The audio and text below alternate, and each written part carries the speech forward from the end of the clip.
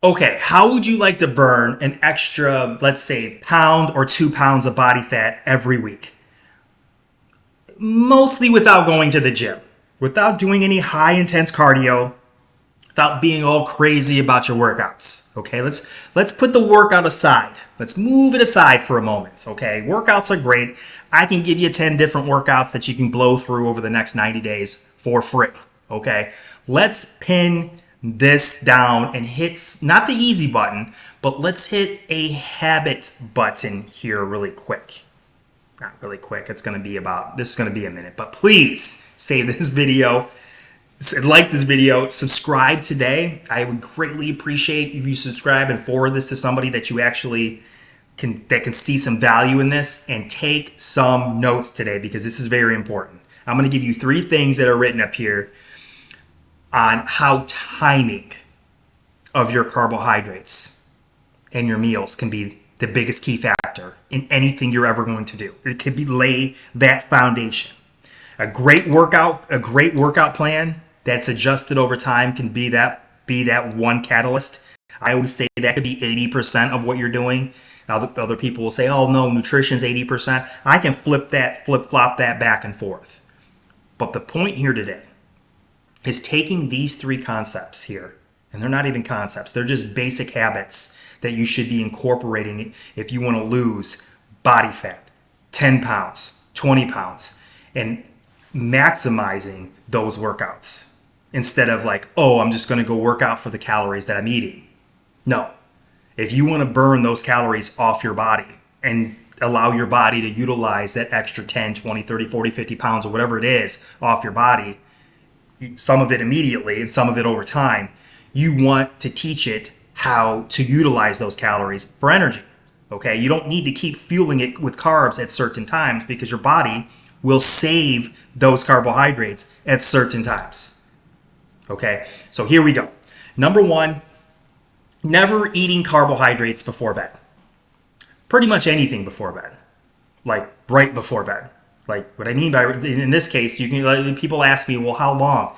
I'd say 2 to 3 hours before you go to bed should be, your meal extended out from that time frame, because you do burn some extra calories. You're going to burn some of those calories.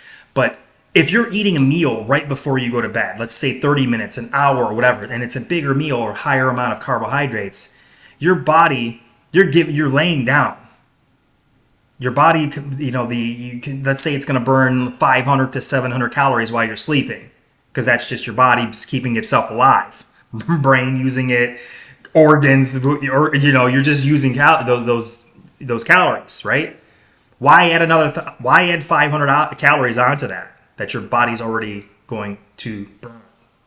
It's just, I know it sounds simple, but making that one habit go away and trying to get your, going 2, 3, 4 hours and not eating before you go to bed. Okay? Because you can get all your calories in before then. Trust me, even if it's donuts, you can get them in before then. Not suggesting that, but moving ahead here, you're going to burn calories at night, that 400 to 700 calories while you're sleeping. Now, going into number 2, eating calories, or even eating a big breakfast or a big meal right when you get up in the morning. 15 minutes. Most people do not, I'm not saying within 15 minutes, or eating that, that great, overnight oats. Drives me nuts. It's packed with, oh yeah, I had this overnight oats, and it's packed with calories. 700, 800 calories, 500 calories. Okay. Yeah, you can still eat that. Just don't eat it right when you wake up first thing in the morning. You don't need to introduce insulin to cortisol. Cortisol, you can hear all these bad things about cortisol. It's not a bad thing. It's a bad thing if you pour insulin on top of it. You're just going to end up, you can get energy from that. Great. If you need, getting up, and I'm frustrated about this one because I have this argument a lot.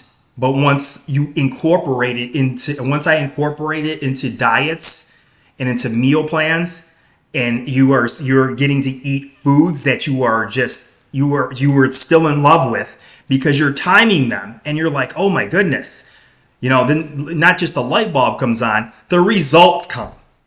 The results come from just these two.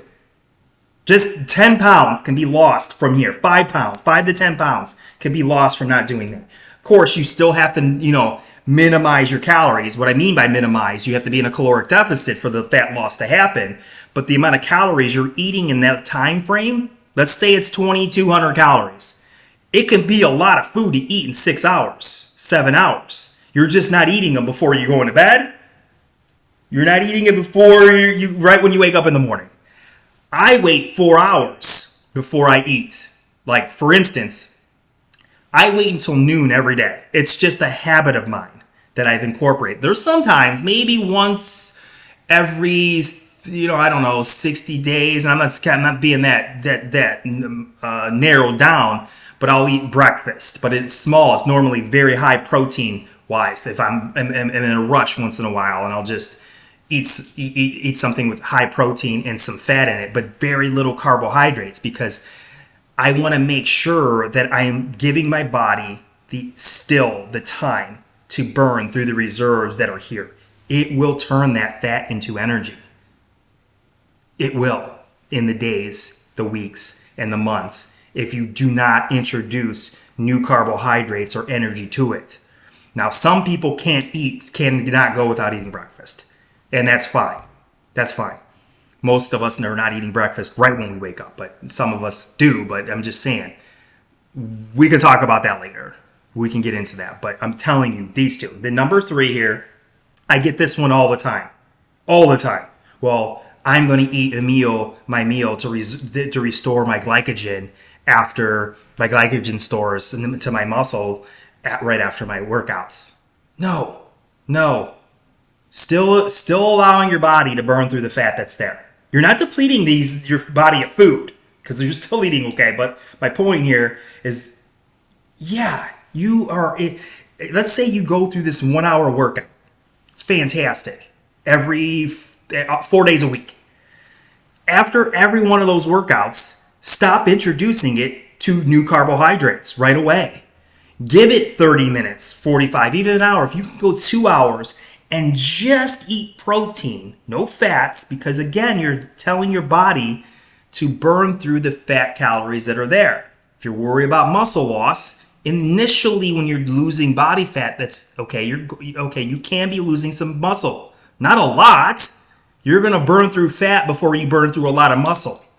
You're going to burn through the fat, and the point here is you can still eat some protein in there, 20, 30 grams, but wait to restore that glycogen, those carbohydrates, the clean carbohydrates, by the way, a while after that 30, 45 hour, if not 2 hours after that workout. These 3 things stacked together can allow you, and it's part of one of my protocols on my system, one-on-one. This is exactly what I will be going over with you for about a week or less. It all depends on how much we got done in here. But it is so basic.